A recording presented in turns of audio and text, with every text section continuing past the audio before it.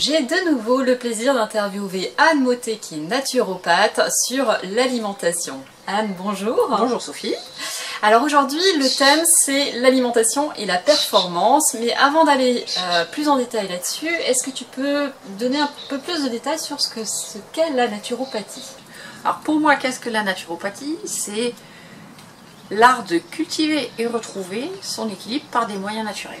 Donc ça veut dire des techniques qui sont complètement adaptées à soi, sur ton alimentation, sur ton exercice physique, sur ta respiration, ton mode de gestion du stress, l'utilisation de plantes si besoin, l'utilisation d'huiles essentielles aussi, voire des massages, tout un tas de techniques comme ça.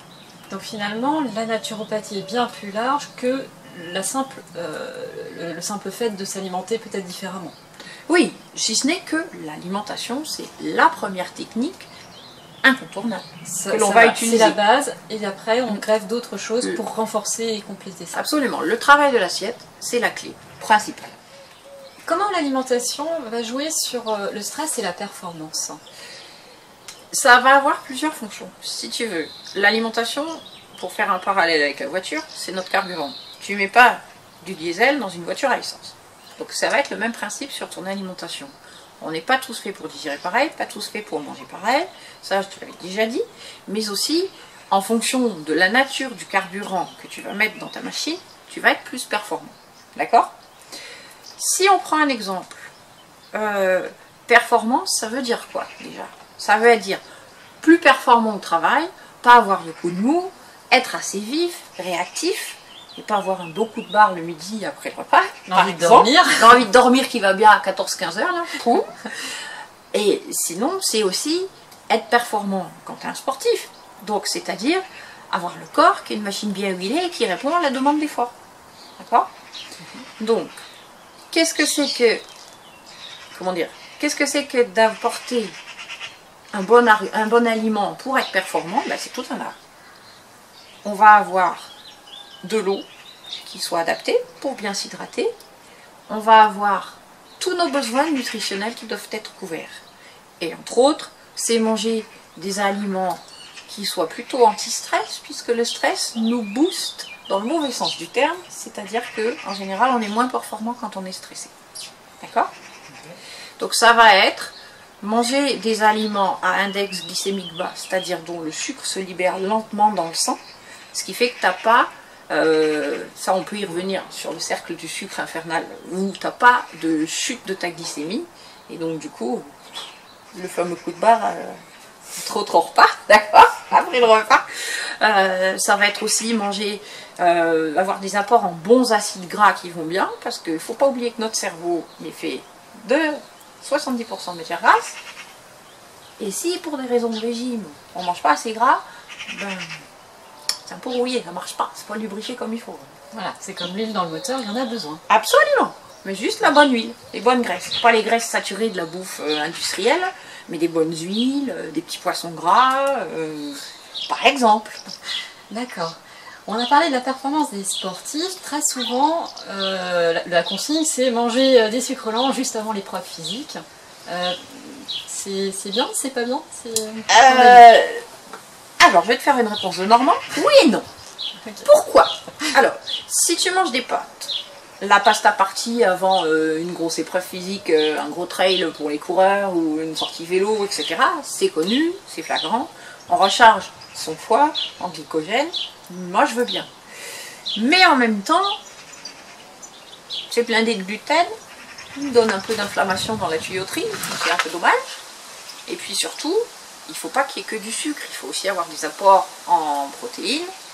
Il faut aussi que ce sucre soit bien géré dans son assimilation. Donc, dire que c'est des sucres lents, les pâtes, ça va dépendre comment elles sont cuites. Hein. Mais ça peut être aussi du riz, hein, par exemple, qui sera un peu moins nocif, parce qu'il n'y a pas de gluten dedans, donc il irrite un peu moins la membrane intestinale. D'accord? Mais la veille au soir, pourquoi pas, manger juste avant l'effort, surtout si tu as un effort d'endurance type course à pied, etc. Non, c'est minimum 3-4 heures avant. Et puis, si c'est 1 heure avant, c'est, allez, des flocons d'avoine en porridge et une banane parce que c'est vite assimilé. Et c'est une boisson sportive surtout. Dès lors que ton effort est fait plus d'1 heure, il faut qu'il y ait des protéines et des sucres dans une boisson sportive, pas que de l'eau. D'accord. Donc, sinon tu t'abîmes. Déjà pour ça. Si tu devais donner des conseils pour justement rester performant, donc on l'a vu, c'est non seulement physiquement, mais il y a le mental qui joue et l'attention. Ce serait quoi en fait? Ce serait, c'est basique, hein, donc je l'ai déjà dit, mais s'hydrater suffisamment, ça c'est une évidence. Alors, suffisamment, ça, finalement c'est... Tu bois ta bouteille au bureau, quoi. Il faut la boire. On est sur 1,5 litre. Oui, 1 litre, 1,5 litre sur ta journée, c'est un peu normal. Et c'est pas passer ton temps le nez sur l'écran en permanence, c'est relever de temps en temps le nez, respirer un bon coup, boire un coup. Ça te reposera les yeux aussi. Et puis c'est surtout, donc à part le fait de boire, c'est avoir assez de vitamines, donc assez de crudités, à un petit moment. C'est limiter les associations féculents-protéines au repas de midi parce que ça se digère pas au même endroit. Donc moins de pâtes bolognaises. Bah pas de bolo, steak frites on oublie, ou alors steak avec un peu de frites et beaucoup d'haricots verts si tu veux. Donc là tu seras moins plombé. Un petit aparté, les protéines ça se digère dans l'estomac en milieu acide. Si tu les manges avec des glucides qui eux se digèrent en milieu alcalin dans l'intestin, ça mélange, ça fermente, ça plombe, ça digère pas comme il faut. C'est pas optimal. Okay. Donc tu assimiles moins bien. D'accord? Et puis c'est des aliments anti-stress. Donc avoir une bonne réserve en magnésium, ça c'est une évidence. C'est le premier truc qui disparaît quand il y a du stress. Donc les petites perfusions de magnésium, il y en a beaucoup pour qui ça servirait. et manger des oméga 3. Donc les fameux oméga 3, les petits poissons gras, l'huile de lin, l'huile de colza, par exemple. D'accord, donc tout ça va contribuer à aller vers un meilleur équilibre pour plus de performance au travail et en dehors. Si tu veux être effectivement plein de vitalité, il faut que tu manges vivant. Si tu manges que du cuit, donc du mort, t'es mal. C'est... Tout est dit. C'est... Voilà. Alors pour ceux qui voudraient en savoir plus te concernant, alors sachant, pour ceux qui n'ont pas vu, il y a une première interview qui a été faite sur justement comment manger équilibré, donc où Anne a également répondu aux questions. Ceux qui veulent en savoir un petit peu plus, comment ils peuvent te contacter? Ils peuvent me contacter avec le site qui s'affiche.